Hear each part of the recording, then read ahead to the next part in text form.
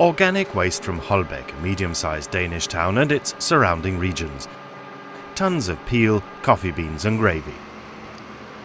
Throughout Denmark, not less than 700,000 tons of biologically degradable refuse each year. In Europe, a total of 80 million tons of this type of refuse each year. There are three ways of getting rid of it. There's the dump, which is used in many places around Europe, a bad solution because energy is lost and the environment adversely affected. You can burn it. That's not the best solution either because organic waste contains a lot of water, which doesn't burn all that well.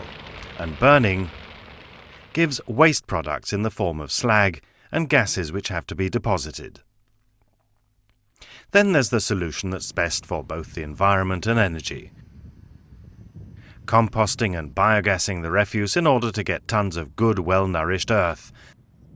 That requires just three things, using the biology that our Lord has provided us with. Using a simple but robust technology, and not complicating the process of sorting and collecting the refuse. That's something Holbæk doesn't do. We've gone along with a morning refuse shift to see how it works. Here, people sort their refuse into two types, an organic one and an incinerating one. It doesn't matter what sort of bags people use in the kitchen, because the refuse is divided into different containers. And it's neither more expensive nor more difficult to collect the sorted refuse, even though there are two containers.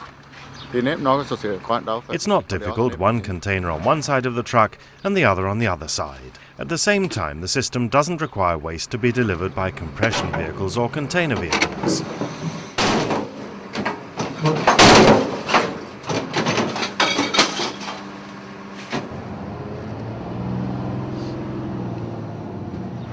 The organic refuse arrives at Biovext, which is run by the Solum Group.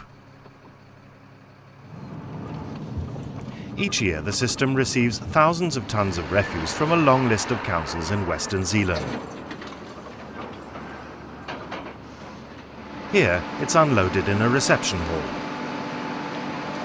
First of all, the refuse is moved into a normal mixer and the bags are twisted open. If the refuse isn't properly sorted, the bags are sorted and larger non-organic materials sieved out.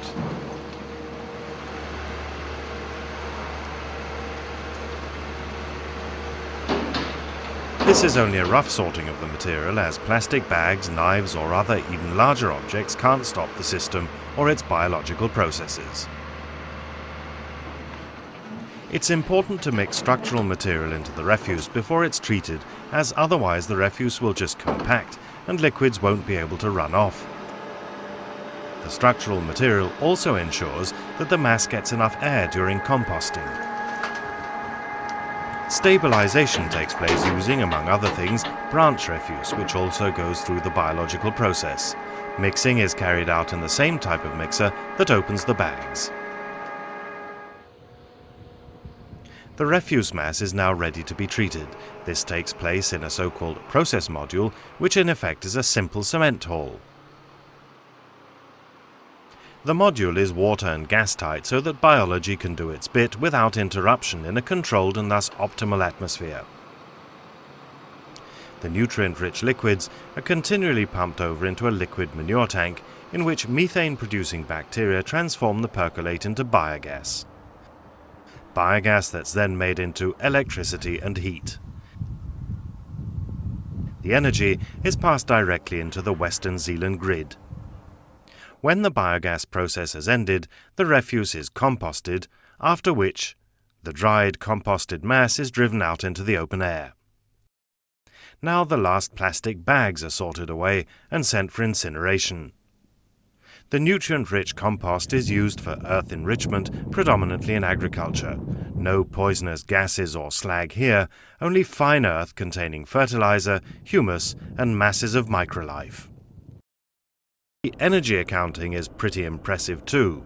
Out of 25,000 tons of organic waste, enough energy is produced to cover the annual requirement of 3,000 families, heat that equals 1.5 million litres of oil, plus some 20,000 cubic meters of nutrient-rich earth. If the same amount of refuse had been incinerated, less energy would have come out of it, and instead of earth, we'd have had to deposit slag and gas. So what's the most sensible thing to do? Burn organic waste or use the Lord's biology?